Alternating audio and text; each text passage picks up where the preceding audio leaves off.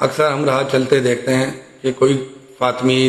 یا thalassaemia centre یا اس طرح کوئی گاڑی کھڑی ہوتی ہے اور وہ لوگوں سے خون مانگ رہے ہوتے ہیں اور جمع کر رہے ہوتے ہیں۔ بظاہر تو یہ عجیب سا عمل لگتا ہے، مگر پاکستان کی سوسائٹی میں لوگوں میں بلڈ ڈونیشن یا خون دینے کا رجحان نہیں ہے، کیونکہ انہیں پتہ ہی نہیں ہے کہ تھیلیسیمیا کے بچوں کو ہر مہینے بلڈ کی ضرورت ہوتی ہے اور اس کے بغیر ان کی زندگی کا برقرار رہنا مشکل ہی نہیں بلکہ ناممکن ہو جاتا ہے۔ سب سے پہلے تو ہماری سوسائٹی میں تھیلیسیمیا مائنر کے ٹیسٹ کرانے کی ضرورت ہے کہ کسی بھی جوڑے کی شادی ہو تو میاں اور بیوی دونوں کا ٹیسٹ کرایا جائے۔ اگر